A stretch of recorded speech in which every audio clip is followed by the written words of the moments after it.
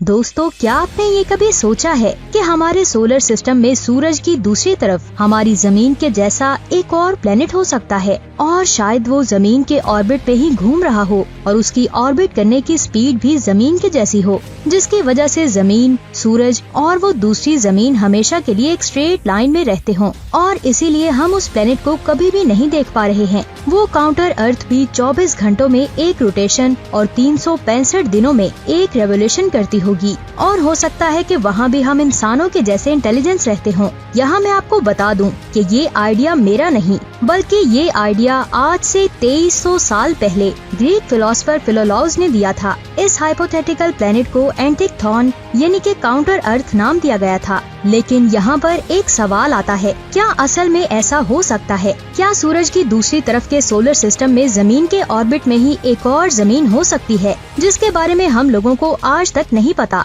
वैसे आपने मार्स और जुपिटर के दरमियान एस्ट्रॉयड बेल्ट को तो देखा ही होगा, लेकिन क्या आपने ये कभी सोचा है कि आखिर इन दोनों प्लैनेट्स के दरमियान इतना ज्यादा फासला क्यों है और इनके दरमियान एस्ट्रॉयड बेल्ट क्यों है? क्या उस जगह पर भी कोई प्लेनेट हुआ करता था? पड़ गए ना सब लोग सोच में। वैसे ये सोचने वाली बात ही है। तो चलिए आज के इस सफर को शुरू करते हैं, जिसमें इन सब सवालों के बारे में मैं आपको बताऊंगी, और इसके साथ ही हम बहुत सारे हाइपोथेटिकल प्लैनेट्स के बारे में बात करेंगे, जिन प्लैनेट्स के हमारे सोलर सिस्टम में होने के बारे में साइंसदान दावा करते हैं, और हो सकता है कि आपने इनके बारे में पहले कभी ना सुना हो। दोस्तों, एंटिक्थॉन या फिर काउंटर अर्थ का कॉन्सेप्ट हमारी प्रीवियस जनरेशन के दरमियान बहुत ही मशहूर था, और खास तौर पर वेस्टर्न वर्ल्ड के फिलोसोफर इस पर बहुत ही यकीन किया करते थे। लेकिन आज के इस दौर में ऐसा हो ही नहीं सकता कि सोलर सिस्टम में जमीन के ही ऑर्बिट में एक ऐसा प्लेनेट घूम रहा हो जिसके बारे में हमें कुछ भी ना पता हो। ये हो सकता है कि नेपच्यून के ऑर्बिट के पास कुइपर बेल्ट या फिर ओर्ट क्लाउड में कोई प्लेनेट नाइन्थ हो, जिसे हम आज तक ढूंढ नहीं सके।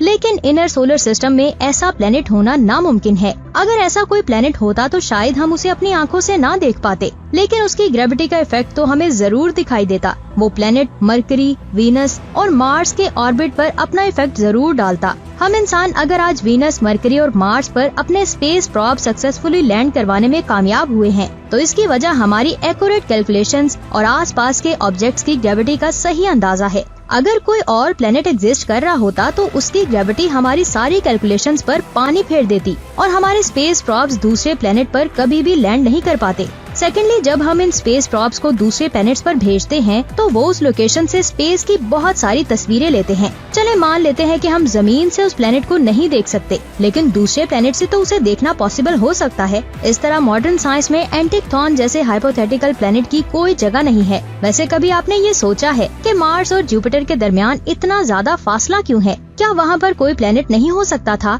उस जगह पर एस्ट्रॉयड बेल्ट क्यों है और ये एस्ट्रॉयड बेल्ट कहाँ से आई है? इन सवालों ने कई सदियों से साइंसदानों को कंफ्यूज करके रखा है और लोग इसके बारे में अलग अलग एक्सप्लेनेशन देते हैं। आज से करीब 380 करोड़ साल पहले जमीन, मून, मार्स, वीनस और मरकरी पर ढेर सारे एस्ट्रॉयड्स आकर गिर गए थे। इस इवेंट को हम LHB यानी कि लेट हैवी बम्बार्डमेंट कहते हैं, लेकिन इसके पीछे की वजह साइंटिस्ट आज तक क्लियर नहीं कर पाए। कुछ लोगों का कहना है कि इसकी वजह प्लेनेट 5 है। ये सोलर सिस्टम का 5th प्लेनेट हुआ करता था, जो मार्स और सूरज के दरमियान में मौजूद था। इसका साइज मार्स से छोटा था, जिसकी वजह से इस प्लेनेट को जुपिटर की ग्रेविटी ने खींच लिया और आखिरकार तबाह हो गया। इस प्लेनेट के बहुत सारे टुकड़े हो गए और एस्ट्रॉयड की शक्ल में इनर सोलर सिस्टम के ऊपर आकर गिर गए। मार्स के नॉर्दर्न हेमिस्फीयर में मौजूद बोरियल्स बेसिन के पीछे की स्टोरी भी कुछ ऐसी ही है, जो मार्स के 40% हिस्से में फैला हुआ है। ऐसा कहा जाता है कि ये मार्स की सरफेस से 1900 किलोमीटर डायमीटर वाले किसी ऑब्जेक्ट के टकराने की वजह से बनने वाला इम्पैक्ट बेसिन है।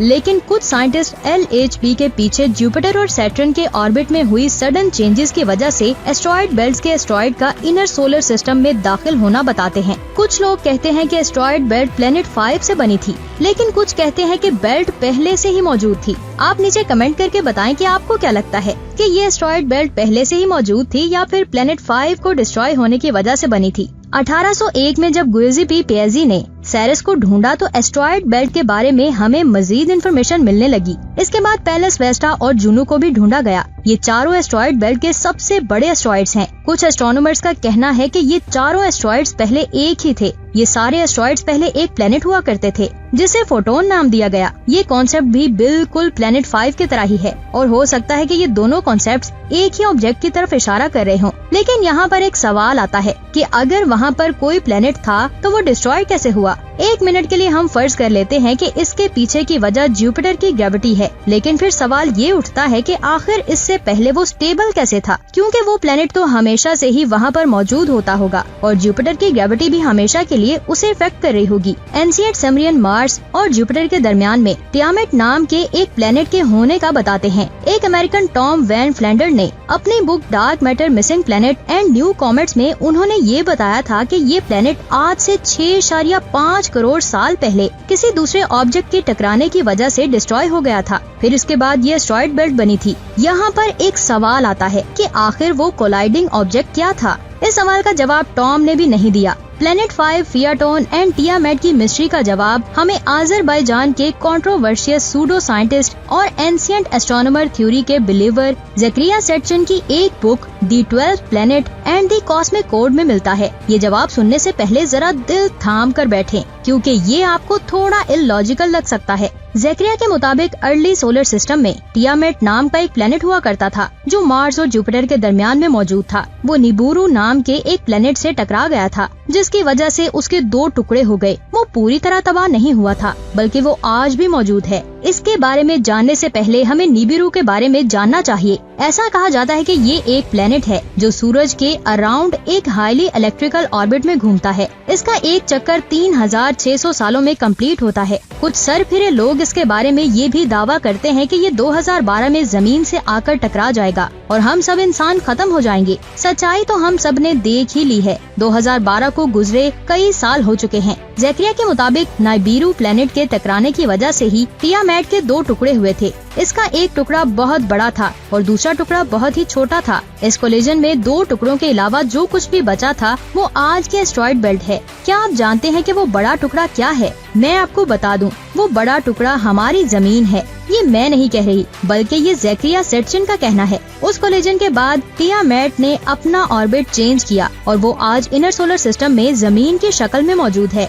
और वो छोटा टुकड़ा आज हमारा मून है जो आज भी हमें ऑर्बिट कर रहा है। इनकी इस बात में कितनी सच्चाई है उसके बारे में तो मैं कुछ नहीं कह सकती, लेकिन अभी हमारी लिस्ट में कुछ और भी प्लैनेट्स बाकी हैं जिन्हें जानने के लिए अपना सफर आगे बढ़ाते हैं। 1999 में अमेरिका के लुइसियाना यूनिवर्सिटी के 3 एस्ट्रोफिजिसिस्ट जॉन मेटिस, पैट्रिक विटमैन और डैनियल विटमेर ने हमारे सोलर सिस्टम में टाइची नाम के एक प्लेनेट के होने का दावा किया था। उनके मुताबिक ये सूरज से करीब 15,000 एस्ट्रोनॉमिकल यूनिट्स दूर ओर्ट क्लाउड में होना चाहिए। इसका साइज जुपिटर से 3 गुना ज्यादा बड़ा होगा और ये 18 लाख सालों में सूरज का एक चक्कर लगाता होगा। टाइची का कंसेप्ट लॉन्ग पीरियड कॉमेट्स के ऑर्बिट को एक्सप्लेन करने के लिए दिया गया था। Long period comets Oort cloud से इनर सोलर सिस्टम की तरफ आते हैं और हर 200 सालों में सूरज का एक चक्कर लगाते हैं, लेकिन इनका कोई भी फिक्स्ड ऑर्बिट नहीं होता। ऑब्जर्वेशन में ये पाया गया है कि ये ओर्ट क्लाउड में कहीं से भी निकल आते हैं। कभी ये सूरज के बहुत करीब से निकलते हैं और कभी दूर से ही बाय बाय करके चले जाते हैं।